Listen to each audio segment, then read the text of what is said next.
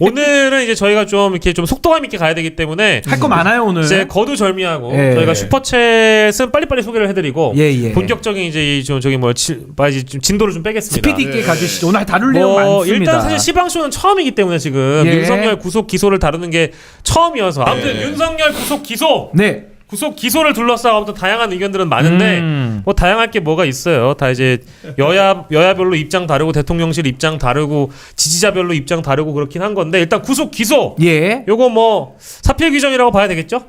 아, 그럼요. 사필 규정이라고 봐야 되는 것이고 사람들이 근데 고비고비 단계를 넘을 때마다 떨리는 순간이 너무 많았던 것 같아요. 아, 심장이 떨려. 심장이. 그러니까 체포영장 청구했을 때도 그랬는데 집행이 또 안 되네. 그렇죠. 그래가지고 2차 영장을 받아가 집행받아 또 하러 갔잖아요. 맞아요. 네. 그런 상황들이 있었고 구속영장 심사할 때도 얼마나 간 마음을 졸이면서 봐야 됐습니까? 떨렸어요, 진짜. 그런 상황이었고 다음 날도 폭동이 있었죠. 예. 이런 상황들을 겪다 보니까 이번에는 과연 조용하게 넘어갈 수 있을까 했는데 아니나 다를까. 검찰의 기록을 넘기고 뭔가 수사할 수 있는 기회를 줄 줄 알았더니 법원에서 영장 기간 연장을 불허했죠. 그렇죠. 그러면서 결국 기소하라는 판단을 내밀게 되면서 사람들이 혹시나 검찰 단계에서 또 이 부분이 구속과 불구속이 갈리지 않을까 이런 마음졸임을 또 겪어야 했던 것 같습니다. 그러니까 네. 왜 심우정 검찰총장에게 검찰 선배 윤석열 피의자의 신병을 왜 맡겨놔야 되느냐. 굉장히 불안해. 저도 불안했습니다. 아니, 당연히 뭐 구속 기소할 거라고 생각은 했지만은 네. 찝찝한 불안감이 있죠. 아, 정말 불안했어요. 정말로. 그런 부분들은 뭐 피할 수 없는 부분이 있었는데 네. 실제로 이제 법문이라든가 여러 가지 법원에서 판단한 부분을 뜯어보면은 결론적으로는 이 수사의 부당성을 판단하는 게 아니었고 그거 아니죠. 공수처법상에 네. 기소를 과연 검찰이 하기 전에 조사를 할 수 있는가냐는 법률적인 문제를 가지고 판단을 한 건데 이걸 가지고 또 국민의힘에서 경강부회를 하지 않습니까?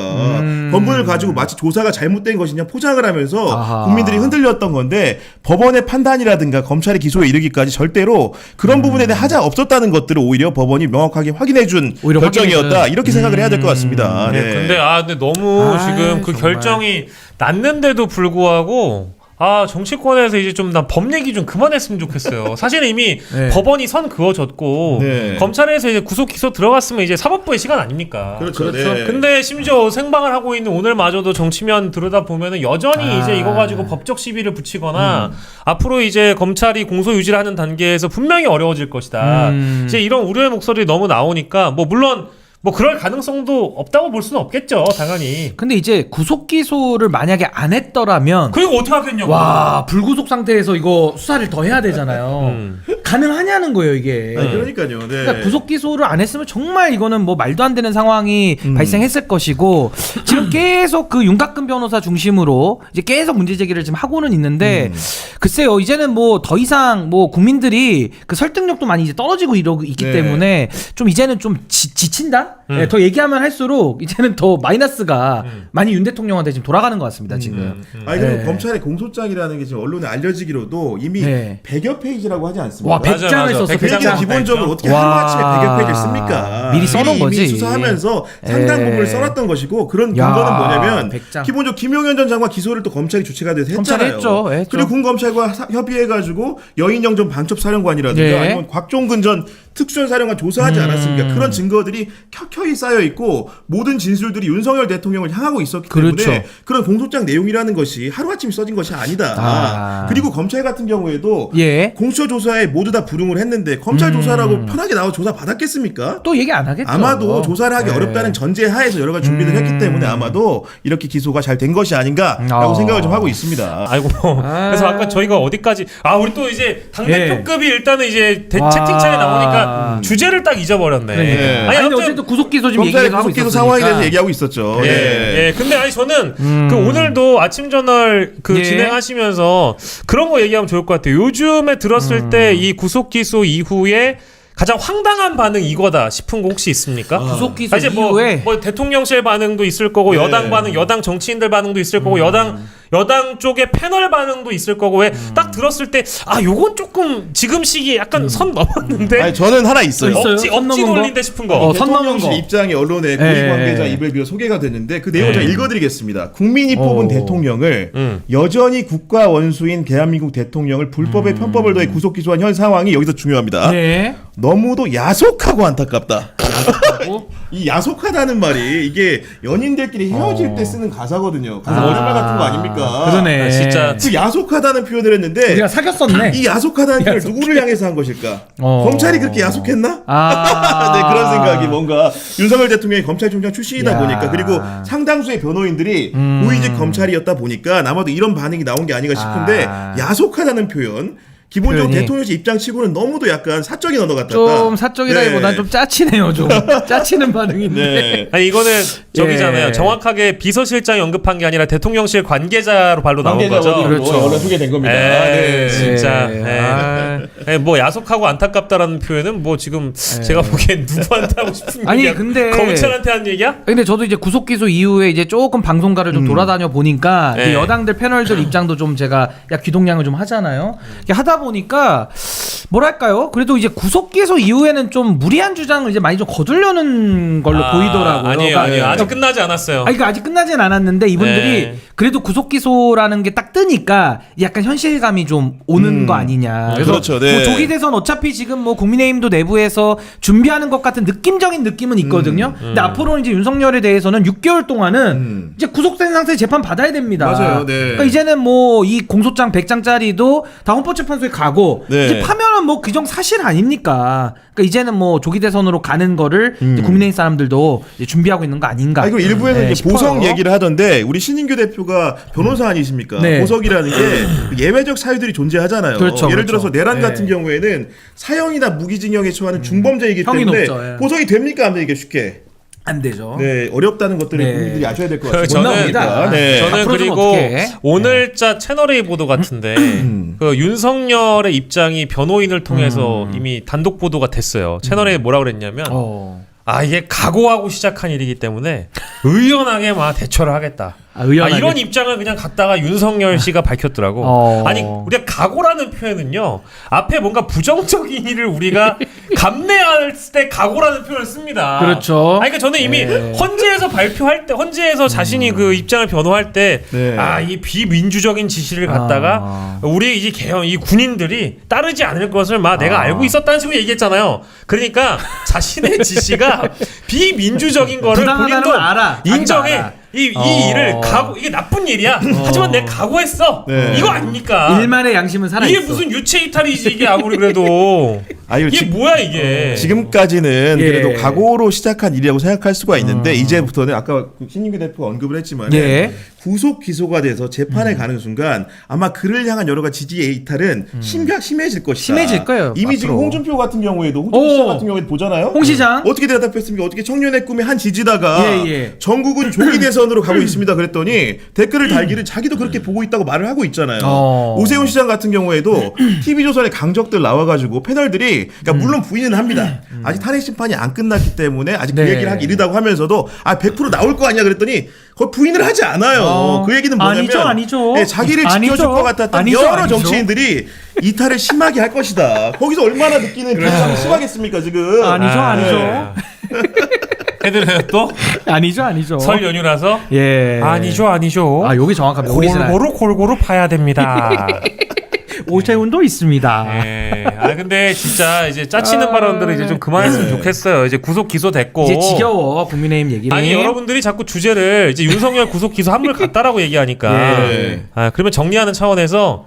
자 얼마나 그러면 윤석열은 더 지저분하게 나올 것인가 정도까지만 앞으로. 전망만 합시다. 아까 네. 뭐 보석 얘기해 주셨으니까 네. 뭐 재판 헌재 재판을 지연하거나 형사 재판 지연하거나 뭐 여러 가지 방법이 있어요. 근데 저는요 이제 네. 이런 제안을 드리고 싶은 게 윤석열 얘기를 이제 전 좀 이제 그만했으면 좋겠어요. 맞아. 왜냐면 이제 더 이상 재미도 없고 이제 저쪽 변호인단들 이상한 소리 하는 거 이제 더 이상 반박하고 일일이, 싶지도 않아요. 네. 힘 빠져. 그래서 저는 앞으로는 이제 김건희의 구속 수사, 김건희에 대한 수사, 좀 이런 얘기를 우리가 좀 더 하는 게 생산적이지 않을까. 예. 뭐 그런 생각도 좀 들더라고요.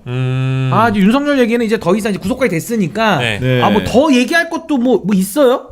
이제 특별히 더 보탤 말이 많지가 할 않죠. 없죠. 그냥 재판 잘 네. 받으세요. 그냥 이제는 정말. 이제 재판 넘어갔으니까. 네. 별로. 네. 예. 그리고 아마도 이제 본인이 검사 출신이기 때문에 구속이 되는 순간 더 이상 예. 형사 절차적으로 본인이 크게 다투는 일 자체가 무익하다라는 판단을 했을 것 같고 결국 남은 거는 헌재 심판정 하나 남았습니다. 그러니까 빨리 파면이가 거기서 됐으면 이제 우리가 좋겠어. 근데 두 번의 기회를 통해 가지고 윤석열 예. 대통령이 본인 등판을 봤는데 예. 본인 등판을 하면 할수록 플러스가 아니고 마이너스 요인이 쌓이고 있어요. 자기가 나왔는데. 아니 그리고 주요 증인이었던 김용현 전 장관 정말 잘 요리했어야 되는데 결국 인상만 찌푸리고 원하지 않는 답변을 듣게 되고 이런 상황들이라는 게 그 본인에게 너무 불리한 형태로 진행되지 않습니까? 현재 김용현이 또 잘 안 도와주더라고. 네. 김용현이 280명 들어왔습니다. 그 280명 아니고 20명 아닙니까? 그러니까. 280명 아닙니까? 네.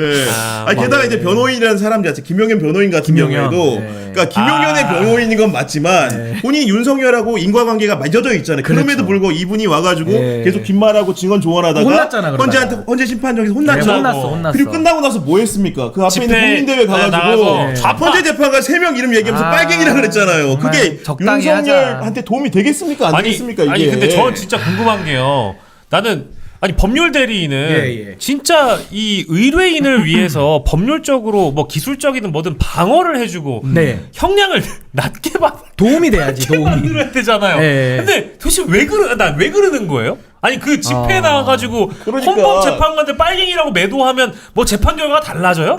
아니 근데 그 변호인만 빨갱이라고 지금 하는 게 아니라 네. 국민의힘 의원 내지는 원내대표도 아니, 그래. 뭐 문영배 그 소장에 대해 가지고 막 이상한 얘기 막 지어내잖아요. 네. 그러니까 이게 지금 정치 재판화를 하고 있기 맞아요, 때문에 네. 정치 투쟁의 장으로 다 자기 물건 팔고 있는 거예요 아니 지금. 그런 의미에서 윤석열 변호하는 게 아니고. 윤석열 대통령이 좀 불쌍한 면도 없지 않아요. 인간적으로는. 본인은 그렇게 다투는 게 예. 실제로 헌재 심판정에서 자기가 파면이 취소돼서 예. 돌아올 수 있겠다는 가정을 가지고 하는 것 같은데 그렇죠. 나머지 주변에 좀 상당수는 예. 윤석열이라는 사람이 도구화하는 도구야, 느낌이에요. 도구 사실. 결국은 조기 대선을 치르는데 그렇죠. 우리가 좀 만만하게 치러봐야지 그렇죠. 윤석열이 결국 열심히 싸워줘 예. 그런 도구로 쓰는 게 아니라 페이스메이커 역할을 예. 기대하고 활용하는 게 아닌가라는 의심을 맞아요. 지울 수가 없습니다. 솔직히 하는 거 보면. 맞아요. 네. 그러니까 저는- 이거는 재판 정상 재판이 아니니까 지금. 맞아.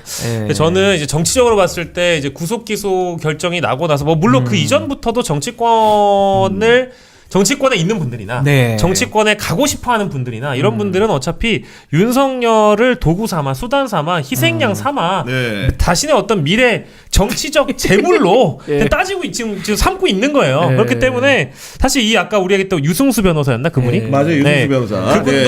그분도 정치 꿈나무일 가능성이 정치 꿈나무야. 네. 네. 그러지 않고서는 그럴 수가 없어요. 그런 발언을 할 수가 없죠. 네. 예. 그리고 이번에도 뭐 계몽령 발언이라든지 의원 끌어내가 아니라 요원 끌어내 뭐 이런 것들 있잖아요.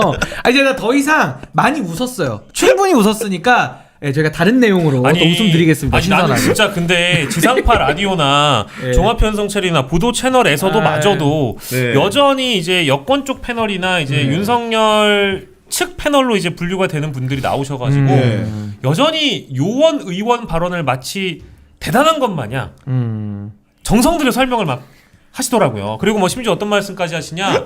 그 윤석열이 어쨌든 계속 부인을 하고 있잖아요. 그렇죠. 부인하고 부정하고 진술 증거 모두를 다 이제 배척하고 있는 건데 자기는 그 도끼라는 단어를 얘기를 한 적이 없다라면서 뭐 혹은 기존에 뭐 저기 계엄군 수뇌부들이 증언했던 김용현 공소장에 나왔던 이런 발언들을 다 부정하는 발언을 하면 이제 그거를 되게 공들여서 설명을 하더라고요. 맞아요. 네. 아니 나는 그런 거 보면은 이게 아직까지는 그래도 우리가 여기에선 그만 다루자고 하지만 레거시 언론에서 이제 그쪽 의견을 자꾸 이제 반영을 해주다 보니까 어쩔 수 없이 다뤄지는 측면도 분명히 있는 것 같아요. 심지어 조선일보 같은데 보면은 저도 나 동료 언론이어서 아, 그 힘들더라. 야, 홍장원 전 국정원 1차장 진술 나 가지고 견디기 힘들더라. 그래픽 그리고 이렇게 하는 거 보세요. 홍장원 그 국정원 1차장. 발언이 달라진 거. 아니, 그 정도로 명료하고 뭔가 사실에 가깝게 들리는 진술, 구체적인 진술이 어디 있습니까? 근데 그런 진술 자체를 신빙성을 부인하기 위해서 언론이 그렇게까지 나서가지고 모함을 해야 되는 심하네, 것인가? 심하네. 정말로 자괴감이 느껴져 같은 언론인으로서. 같은 언론인으로서. 그러니까 아예 이제 조선일보는 좀 네. 아니 요 자괴감 얘기하니까 네. 요 자괴감을 제가 예. 그 윤곽근 변호사를 보면서 느낍니다. 같은 변호사로서. 내가 정말 자괴감을 느낍니다. 그래요. 알겠습니다.